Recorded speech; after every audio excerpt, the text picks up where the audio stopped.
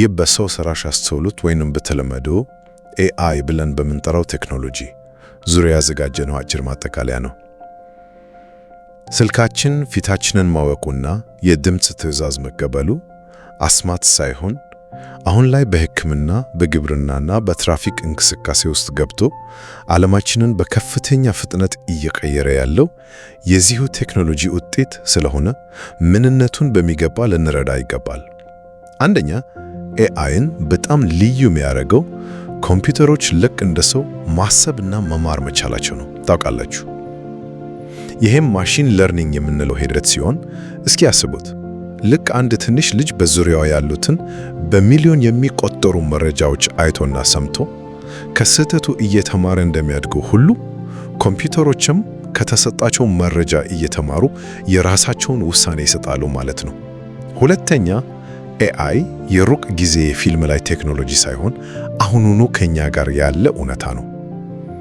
በስልካችን የፊት መክፈቻ፣ ካንሰርን ቀድሞ በሚለዩ የሕክምና መሳሪያዎች፣ አልፎም ትራፊክን ለማቅለል በምንጠቀምበት ጉግል ማፕስ ውስጥ ሁሉ በስፋት እየሰራ ነው ያለው። እና ደግሞ እዚሁ ሀገራችን ውስጥ በአይኮግ ላብስ አማካኝነት አማርኛን የሚረዳ AI የተሰራ መሆኑን ስናስብ ይህ ቴክኖሎጂ የዕለት ተዕለት ሕይወታችንን ምን ያህል ሊያቀለልን እንደሚችል መገመት አያዳግትም።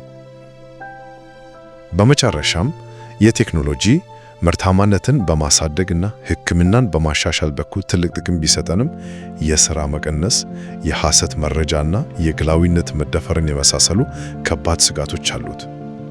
ግን እዚህ ላይ ልንረሳው የማይገባው ነገር ቢኖር ቴክኖሎጂው ልክ እንደ ስለታም መሳሪያ ነው። ጥሩም ክፉም ሊሆን ይችላል። የመጨረሻው ውጤቱን የወሰነው ግን መሳሪያውን የያዝነው እኛ የሰው ልጆች ነን። ቁልፉ ነገር AI የወደፊቱ ሳይሆን አሁን አብሮን የሚያድግ ቴክኖሎጂ በመሆኑ ዛሬውኑ ተረድተን ልንጠቀምበት ይገባል።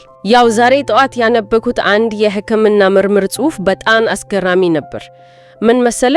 በተለመደው አንድ የሕክምና ባለሙያ ካንሰርን ለመለየት የኤክስሬ ወይም የኤምአርአይ ምስልን ሲመለከት የሚፈልገው የተለየ ቅርጽ ወይም ቀለም ያላቸው የተበላሹ ሴሎች ነው።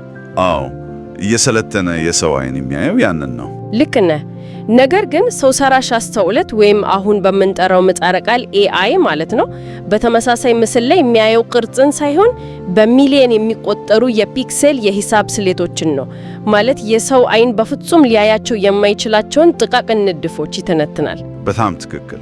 አእምሮአችን ሊያስተናግደው ከሚችለው አቅም በላይ የሆነ ስሌት ነው። እርግጥ ነው። እና ለሰው ዓይን ሙሉ በሙሉ ጤነኛ የሚመስሉ ግን በሂሳባዊ ስሌት ሲታዩ የካንሰር ጠባይ ያላቸውን ጥቃቅን የዳታ ለውጦች ነው የሚያገኘው።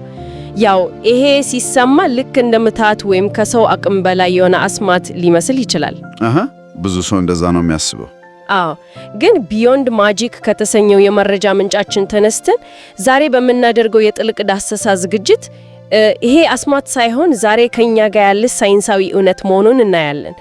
ስማርት ስልኮቻችን ድምጻችንን መስማታቸው፣ ካሜራ ፊታችንን መለየቱ፣ ጉግል ገና ሳንጠይቀው የምንፈልገውን ማወቁ፣ ይሄ ሁሉ የቴክኖሎጂ ውጤት ነው። ያው የሕክምና ምስሎችን እንደ ምሳሌ ማንሳትሽ የቴክኖሎጂውን መሰረታዊ ባህሪ ለመረዳት በጣም ጥሩ መነሻ ነው። ምን መሰለሽ፣ እዚህ ላይ ማስተዋል ያለብን ዋና ጉዳይ ቴክኖሎጂውን እንደ አንድ አዋቂ ወይም የራሱ ሕሊና እንዳለው አካል አድርገን መወሰዳችንን ማቆም አለብን። ልክ ነህ። ብዙ ጊዜ በፊልሞች ላይ እንደምናየው አይነት። አዎ፣ ብዙ ሰዎች AI ሲባል በራሱ የሚያስብ ልክ እንደ ሰው ንቃተ ሕሊና ያለው ኮምፒውተር አድርገው ያስባል። ምንጫችን ግን ይህን ብዥታ በግልጽ ያጥረዋል። አሁን በስፋት የምንጠቀመው የማሽን መማር ወይም ማሽን ለርኒንግ የምንለው ቴክኖሎጂ በመሰረቱ ከፍተኛ አቅም ያለው የስታቲስቲክስ እና የፕሮባቢሊቲ ሞተር ነው። የፕሮባቢሊቲ ሞተር ስል ማለት መረጃዎችን በከፍተኛ መጠን ሰብስቦ በዚህ ንድፍ መሰረት ቀጣዩ ቃል ምን ሊሆን ይችላል ወይም የዚህ ምስል ቀጣይ ክፍል ምን ሊሆን ይችላል የሚለውን በከፍተኛ ፍጥነት ከመተንበይ የዘለለ የተለየ ሚስጥር ወይም ምትሃት የለም። የሰዎችን የዕለት ተዕለት ሕይወት በጸጥታ ያቀላጠፈ ያለውን በዚህ መንገድ ነው። እስኪ ይህንን በዝርዝር እንየው። ይህ ሁሉ አስማት ካልሆነ ታዲያ ምንድን ነው? ከሰው ልጅ መማር ጋር እንዴት ይነጻጸራል? ያው ከምንጫችን እንዳየነው የሰው ልጅ የሚማረው ከልምድ ነው። ለምሳሌ ትኩስ ምድጃ ሲነካ ይቃጠላል። ከዚያ በኋላ ያንን ላለመንቃት ይማራል ማለት ነው። አዎ፣ የሰው ልጅ በአንድ ወይም በሁለት አጋጣሚዎች ይማራል። ልክ ነህ። ኤአይ ግን የሚማረው ከዳታ ወይም ከውሂብ ነው። ሚሊየን ምሳሌዎችን ተመልክቶ ነው ንድፎችን የሚለየው። ልክ የሰው ልጅ ማየት፣ መስማት፣ መውሰን እንደሚችለው ሁሉ ይህ ሲስተምም እነዚህን ችሎታዎች በከፍተኛ ፍጥነት ይተጋበራል። በጣም ትክክል ነሽ። ማሽን እንደ ሰው ማሰብና መወሰን ከቻነ ይህን ዕውቀት ከየት ያገኘዋል የሚለውን ማየት አለብን። ማሽን መማር የሚባለው ሂደት ምንጫችን በቀጥታ እንደሚያስቀምጠው ልክ አንድን ልጅ እንደማስተማር ነው። ዋው! የልጅ አስተዳደግ ነው የሚመስለው። አዎ። ለምሳሌ አንድ ልጅ ድመትን እንዲያውቅ መጀመሪያ ብዙ ድመቶች ታሳየዋለሽ። ሲሳሳት አይ ይሄ ውሻ ነው ብለሽ ታርሚዋለሽ። የኤአይም ሂደት ልክ እንደዚህ ነው። 3 ዋና ዋና ደረጃዎች አሉት። እስኪ ደረጃዎቹን እናያቸው። የመጀመሪያው ዳታ ወይም ውሂብ ማሰባሰብ ነው። ሚሊየን ምስሎች፣ ጽሑፎች እና ድምጾች ይሰበሰባሉ። ሁለተኛው ማሰልጠን ነው። ሲስተሙ ስህተት ሲሰራ ማረም እና ትክክል ሲሰራ ማበረታታት ማለት ነው። ማለት ልክ እንደ ነጥብ ወይም ሽልማት በመስጠት። ልክ ነሽ። የሂሳብ ሚዛኑን በማስተካከል ነው። ሶስተኛው ደግሞ መፈተንና መተከም ነው። ትክክለኛው ውጤት ሲያመጣ ለዓለም ይለቀቃል።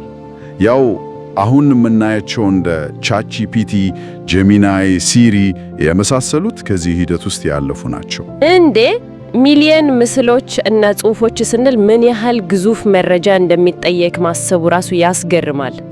ይህን ሁሉ መረጃ ማሰባሰብ እና ማሰልጠን እጅግ በጣም ትዕግስት እና ውስብስብ ሂደት የሚጠይቅ ነው። እርግጥ ነው ኮምፒውተሮችን ቀድሞ ፕሮግራም ስናደርግ ይሄ ከተፈጠረ ይህንን እርምጃ ውሰድ የሚል ቀጥተኛ ትዕዛዝ ነበር የምንሰጠው። አሁን ግን የነርቭ አውታሮች ወይም ኒውራል ኔትወርክስ የምንላቸውን በመጠቀም ሲስተሙ ራሱ የሂሳብ ቀመሩን እንዲገነባ ነው የምናደርገው። ይህ ማለት ቃላትን እንደ ቃል ሳይሆን ወደ ቶከን ወይም ወደ ቁጥርና ቬክተር ቀይሮ ነው የሚረዱት ማለት ነው። በጣም ትክክል። ቃላትን በጂኦሜትሪ ቦታ ሲያስቀምጥ ትርጉማቸው የተቀራረቡ ቃላት ጎን ለጎን ይቀመጣሉ። ለዚህ ነው ጥያቄ ስንጠይቅ ጥያቄውን በስሜት ሳይሆን በፕሮባቢሊቲ ስሌት ተረድቶ ምላሽ የሚሰጠን። እንግዲህ ከላቦራቶሪ ፈተና አልፈው ወደ ዓለም የተለቀቁት እነዚህ ቴክኖሎጂዎች አሁን በገሃዱ ዓለም ምን እየሰሩ ነው የሚለውን በተግባር ብናይ ጥሩ ነው። ምክንያቱም ኤአይ የሩቅ ጊዜ ህልም ሳይሆን አሁን አብሮን ያለ ጉዳይ ነው። ያው በየዕለቱ የምንጠቀማቸው ነገሮች ውስጥ አለ። አዎ፣ ለምሳሌ ስማርት ስልኮቻችን ላይ ጽሑፍ ስንተይብ ቀጣዩን ቃል ገምቶ ያመጣልናል። ያው ይሄ ቀላል ሊመስል ይችላል፣ ግን የዚሁ ቴክኖሎጂ አካል ነው። የትራፊክ መጨናነቅን ለማምለጥ ጉግል ማፕስ ስንጠቀም ፈጣኑን መንገድ የሚያሰላለው እሱ ነው። ልክ ነሽ። እዚህ ጋር በጣም የሚገርመው ደግሞ በሕክምናና በግብርና ዘርፍ ያመጣ ያለው ለውጥ ነው። ቅድም እንዳልሽው ዶክተሮች የሰው አይን ሊያያቸው ከሚችለው በላይ ካንሰርን ቀደም ብለው እንዲለዩ ይረዳቸዋል። የሰውን ውስንነት እየሞላ ነው ማለት ነው። አዎ በትክክል። በግብርናውም ዘርፍ ቢሆን ለገበሬዎች ዝናብ መቼ እንደሚዘንብ መቼ መዝራት እንዳለባቸው ትክክለኛ ትንበያ በመስጠት ላይ ይገኛል። ትምህርት ላይም ፈጣንም ሆነ ዘገተኛ ተማሪን ባማከለ መልኩ ለእያንዳንዱ ተማሪ የሚስማማ ልዩ ትምህርት ለማዘጋጀት ያስቻለዋል። ዋው! ይህ ሁሉ በእውነትም አስገራሚ ነው። ግን ምን መሰለህ፣ ይህ ሁሉ አስገራሚ ቴክኖሎጂ በበለጸጉት ሀገራት ብቻ የተወሰነ ነው ወይስ በኢትዮጵያስ ምን የተደረገ ነው የሚለውን መጠየቅ አለብን። ያው ይሄ በጣም ወሳኝ ጥያቄ ነው። ኢትዮጵያም ከዚህ አብዮት ውጪ አይደለች።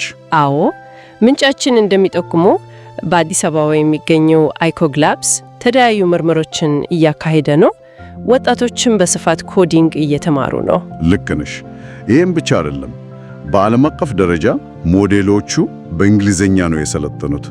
አማርኛ ደግሞ ሞርፎሎጂካል የሆነ ማለትም ውስብስብ አወቃቀር ያለው ቋንቋ ነው። ማለት ከአንድ ስርወ ቃል በመቶዎች የሚቆጠሩ ቃላት የሚወጡበት ቋንቋ ነው አይደል? አዎ። ለምሳሌ ሰበረ ከሚለው ተሰበረ፣ አሰበረ እያለ ይቀጥላል። ይህን ለኤአይ ማስረዳት ከባድ ነው። ታዲያ ይህ ሁሉ ለእኛም ምን ትርጉም አለው? ማለት ቴክኖሎጂው አማርኛን መረዳት መጀመሩ፣ አማርኛ የሚረዳ ኤአይ እያደገ መምጣቱ የቋንቋን ግርዶሽ ጥሶ በቀጥታ ለሕዝብ ትልቅ ጥቅምና እጅል ይዞ ይመጣል ማለት ነው። እርግጥ ነው አንድ በገጠር ያለ የጤና ባለሙያ የቅርብ ጊዜ የሕክምና መረጃን በአማርኛ ጠይቆ ሲስተሙ ከዓለም አቀፍ ዳታቤዝ ፈልጎ ወደ አማርኛ ቀይሮ ጥራት ያለው ምላሽ ቢሰጠው አስቢው ምን ያህል ለውጥ እንደሚያመጣ። ዋው! ያማ ትልቅ የመረጃ ነፃነት ነው። ግን እዚህ ጋር ጠንከር ያለ ጥያቄ ማንሳት ፈልጋለሁ። ቴክኖሎጂው አማርኛን ጭምር መረዳት ከቻለ እና ይህን ሁሉ አቅም ካለው ምንም እንከን የሌለው ጽድቅ ብቻ ነው ማለት እንችላለን? አይ በፍጹም እንደዛ ማለት አይቻልም። የራሱ የሆኑ ከባድ ስጋቶች አሉት። ማለት በአንድ በኩል ምርታማነትን ይጨምራል እያለን፣ በሌላ በኩል ደግሞ የሥራ ቦታዎችን ይቀንሳል፣ ሥራ ያሳጣል፣ ሐሰተኛ መረጃን ያስፋፋል ከተባለ ይህ ቴክኖሎጂ ከጥቅሙ ጉዳቱ አይመዝንም ወይ? ግላዊነትን ወይም ፕራይቬሲን የማጣት ጉዳይስ? ይሄ በጣም ትክክለኛ ስጋት ነው። ግን ቴክኖሎጂው ልክ እንደ ማንኛውም መሳሪያ ነው። መዶሻ ጥሩም መጥፎም ሊሰራ እንደሚችለው ማለት ነው። አዎ ልክ እንደዛ። በመጨረሻም ውጤቱን የሚወስኑት የሰው ልጆች ራሳቸው ናቸው። ስራን ሙሉ በሙሉ ከማጥፋት ይልቅ አሰራርን ነው የሚቀይረው። ቅድም እንዳልነው ኤአይ የሰውን የአእምሮ ስራ ነው የሚያግዘው። ማለት ከአዲሱ መሳሪያ ጋር መስራት የማይችሉ ሰዎች መሳሪያውን በሚጠቀሙ ሰዎች ሊተኩ ይችላሉ። ልክ ነሽ። የሐሰተኛ መረጃ ወይም ሃሉሲኔሽን የምንለውንም ብንወስድ ሲስተሙ ሊዋሽ አስቦ ሳይሆን በሂሳባዊ ስሌት የተሳሳተ ግንኙነት ስለፈጠረ ነው። ዲፕ ፌክስ የምንላቸው የሰዎችን ድምፅና ምስል የማስመሰል አቅምም ትልቅ ስጋት ነው። እንግዲህ ይህንን ሁሉ ስናይ ኤአይ የወደፊት ቴክኖሎጂ ሳይሆን አሁን ከኛ ጋር አብሮ ያለ መሆኑን መገንዘብ አለብን። አዎ፣ መረጃዎችን ማወቅ እና መረዳት የዚህ ፈጣን አብዮት አካል ለመሆን ቁልፍ ነው። አሁን የምናደርገው ትንሽ ጥረት ነገ ትልቅ ዕድል ሊከፍት ይችላል። ልክ ነህ። በመጨረሻም ካሁኑ እይታችን ሳንወጣ ግን አንድ ጥልቅ ጥያቄ ለአድማጮች ትቼ ማለፍ እፈልጋለሁ። ምን አይነት ጥያቄ? ያው ኤአይ ልክ እንደ ልጅ ከዌብ ወይም ከዳታ እና ከሰዎች ልምድ የሚማር ከሆነ አሁን እኛ በየዕለቱ በኢንተርኔት ላይ የምንለቃቸው ጽሑፎች፣ አስተያየቶችና መረጃዎች ለዚህ አዲስ ልጅ ምን እያስተማሩት ይሆን? ዋው! ይህ በጣም ከባድ ጥያቄ ነው። አዎ፣ ሳናውቀው የትኛውን የሰው ልጅ ባህሪ ነው እያወረስነው ያለ ነው? ጥላቻን ወይስ መተሳሰብን? ይሄ ነገር ይህ ማሽን ተምሮ ለኛው መልሶ ውሳኔ የሚሰጥበት መነጽር የሚሆን ከሆነ ሳናውቀው ምን አይነት የውሳኔ ሰጪ ስርዓት ነው እየገነባን ያለ ነው? አድማጮቻችን ከዚህ የጥልቅ ዳሰሳ ዝግጅታችን በኋላ ይሄንን በራሳቸው እንዲያስቡበት እጋብዛለሁ። እውነትም ያስገርምና ቁም ብለን እንድናስብ የሚያደርግ ማጠቃለያ ነው። አዎ፣ ከመረጃዎቻችን ላይ በመነሳት ለዛሬ ያዘጋጀነው የጥልቅ ዳሰሳ ዝግጅታችን ይህንን ይመስል ነበረ። በሌላ አስገራሚ ርዕስ እስከምንገናኝ ድረስ ሰላም።